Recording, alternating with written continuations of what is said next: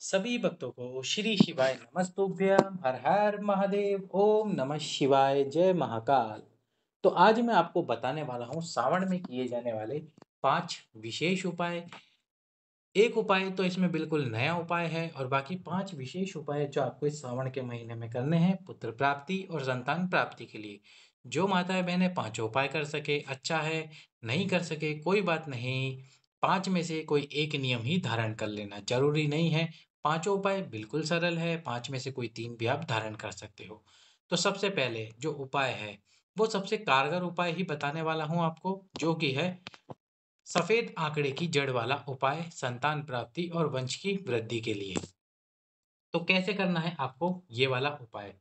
सबसे पहले तो आपको मैं 5 सोमवार और 2 प्रदोष के दिन, ये सावन के महीने में आने वाले हैं। पूरे 5 के 5 सोमवार आने वाले हैं सावन के महीने में।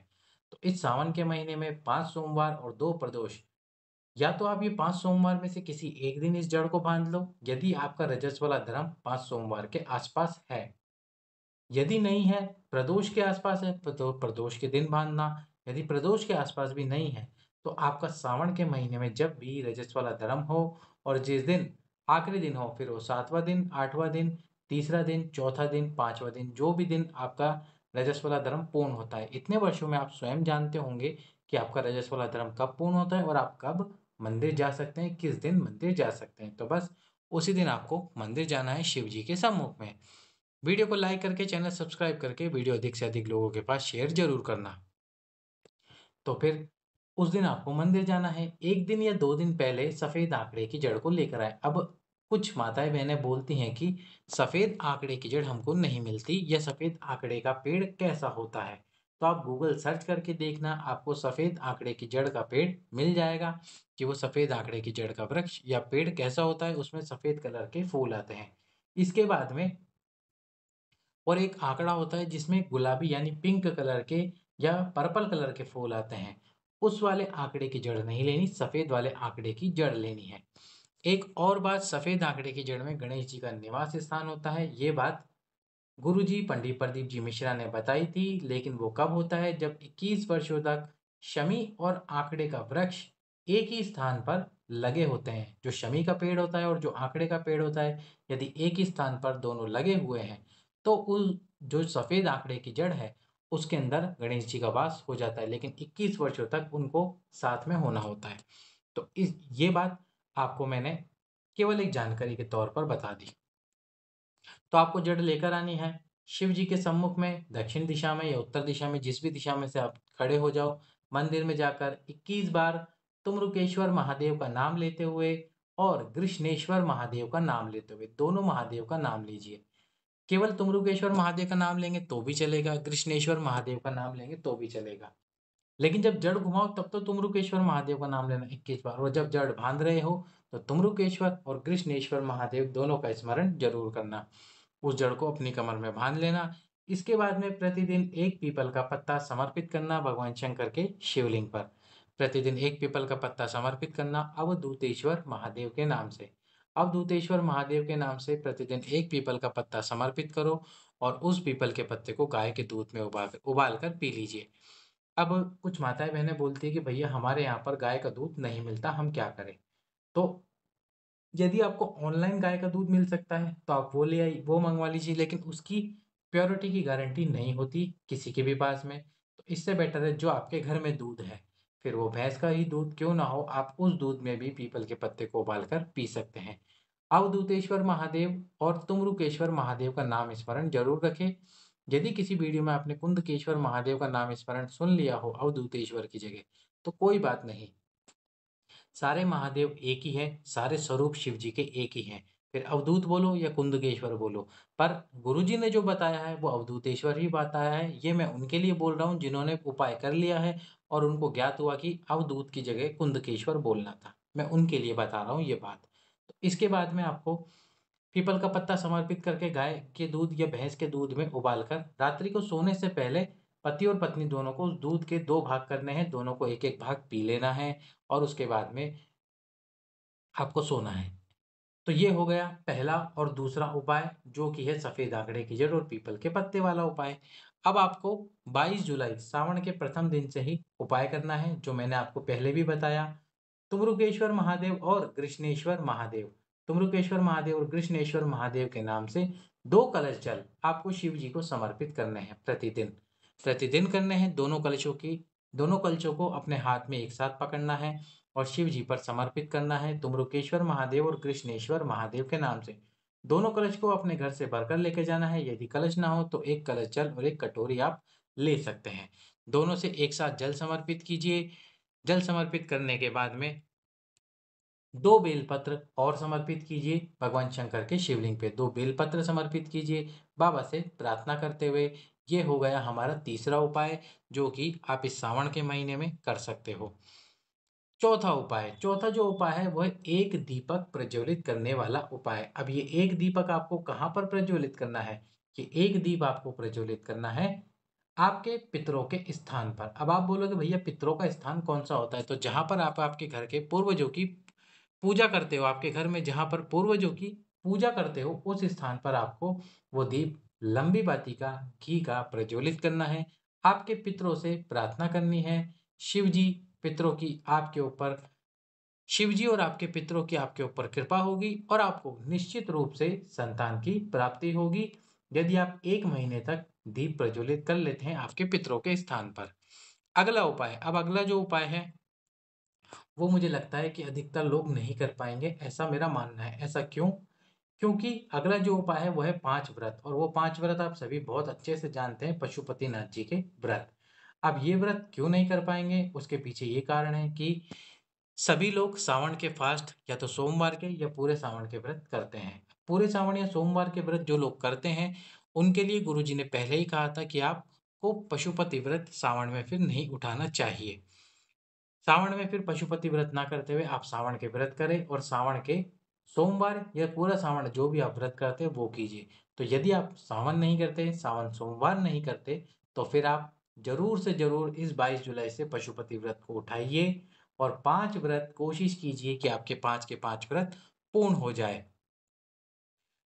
अब जिन माताओं बहनों के रजस्वला धर्म आता है, तो इस बात की गारंटी है कि सावन में जो 5 सोमवार आ रहे हैं उनमें उनका ये व्रत पूर्ण नहीं होगा, क्योंकि किसी ना किसी व्रत में वो रजस्वला होंगी और उस दिन पूजा करने नहीं जा सकेंगे। तो सावन के 5 सोमवार करने के बाद भी 1 सोमवार एक्स्ट्रा और करना होगा आपको, क्योंकि जिसमें आप रजस्वला होंगी वो व्रत नहीं गिना जाएगा। और इसके बाद में जो अगला सोमवार आएगा उस दिन आप 5वें व्रत पे उद्यापन करोगे। कैसे करते हैं पशुपति व्रत? मैंने कई बार आपको बता दिया है, आज एक बार फिर भी केवल संक्षेप में आपको बता देता हूँ। जिस भी सोमवार से आप व्रत कर रहे हो उस दिन संकल्प लीजिए भगवान शंकर के सम्मुख में और अपने पितरों के सम्मुख में उनसे प्रार्थना करते हुए कि हे मेरे पितरों, हे शिव जी, आज से मैं पशुपतिनाथ जी का व्रत शुरू कर रहा हूँ या कर रही हूँ। इस कामना से मैं ये व्रत उठा रहा हूँ, मेरी इस कामना को पूर्ण करना, पांचों व्रत को स्वीकार करके मेरी इस कामना को पूर्ण कर देना। उसके बाद आपको थाली में सामान जमा लेना है पूजा करने के लिए। जो भी आप अभिषेक सामग्री लेके जाना चाहते हैं, जो शिव जी को समर्पित करना चाहते हैं, चढ़ाना चाहते हैं, वो सारी वस्तुएं इस थाली में आपको रख लेनी है। इसके साथ ही यदि आप शाम के समय भी कुछ वस्तुएं समर्पित करना चाहते हैं, जैसे कि बेलपत्र, सफेद पुष्प, तो वो भी आपको सुबह की थाली में ही रख लेनी है। शाम को केवल और केवल आपको प्रसाद और दीपक रखने, इसके अलावा कुछ नहीं। जल भी नहीं भरना है कलश में, क्योंकि शाम को अभिषेक नहीं कर किया जाता है। इस बात का ध्यान रखें, शाम को अभिषेक नहीं करते। और इसके साथ ही केवल जल का छींटा मारा जाता है। तो जो आपके पास में सुबह कलश है उसमें थोड़ा सा जल बचा लीजिए, सुबह की पूजा करके आइए, थाली को घर लाकर रख दीजिए। शाम के समय पे 6 दीपक रखिए। मीठे का प्रसाद जो भी आपने बनाया हो उतना ही प्रसाद बनाना जितना आप शिव मंदिर में लेकर जाएं। कढ़ाई में एक्स्ट्रा प्रसाद छोड़कर नहीं जाना है। इसके बाद शिव मंदिर में जाकर 6 दीपक थाली से उतार कर प्रसाद के 3 हिस्से शिव जी के सम्मुख में रखकर पहले कीजिए, बाद में दीपक प्रज्वलित कीजिए। 6 में से 5 दीप प्रज्वलित करने हैं। यदि किसी व्रत में आपने 6 के 6 दीप प्रज्वलित कर दिए, उस व्रत को ना गिने। इसके बाद में 5 दीप जब प्रज्वलित करें, अपनी मनोकामना बोले और इसके बाद उस प्रसाद के जिसके आपने 3 हिस्से करे, उसमें से 2 हिस्से शिव जी के सम्मुख में रखकर, 1 हिस्सा अपने साथ थाली में रखकर वापस घर आ जाइए। जब घर में आप प्रवेश करें, तो जहाँ पर आपका मुख्य द्वार है घर का, वहाँ पर प्रवेश करते समय सीधे हाथ पर आपको 6वें नंबर का दीप प्रज्वलित करना है, जिसको आपने मंदिर में नहीं जलाया था, मंदिर में प्रज्वलित नहीं किया था, थाली में से उतार कर वापस थाली में रख लिया था। इसके बाद में घर में प्रवेश कर जाना है। जो प्रसाद आप लेकर आए हो आपको ही खाना है, किसी और को वो प्रसाद बिल्कुल भी नहीं देना। जिसका व्रत है वही खाएगा। और यदि आपके साथ आपके पति व्रत कर रहे हैं तो उनका प्रसाद अलग बनेगा, उनकी थाली अलग लगेगी, वे पूजा अलग करेंगे। और जब घर में प्रवेश करेंगे तो पहले पत्नी प्रवेश करेगी, छठवें नंबर का दीप जलाएगी, उसके बाद में पति प्रवेश करेगा और वो छठवें नंबर का दीप प्रज्वलित करेगा। इस प्रकार से आपको ये उपाय करना है। उपाय यानी कि पशुपति व्रत करना है। पहला व्रत, दूसरा व्रत, तीसरा व्रत, चौथा व्रत और पांचवा व्रत इसी प्रकार से करना है।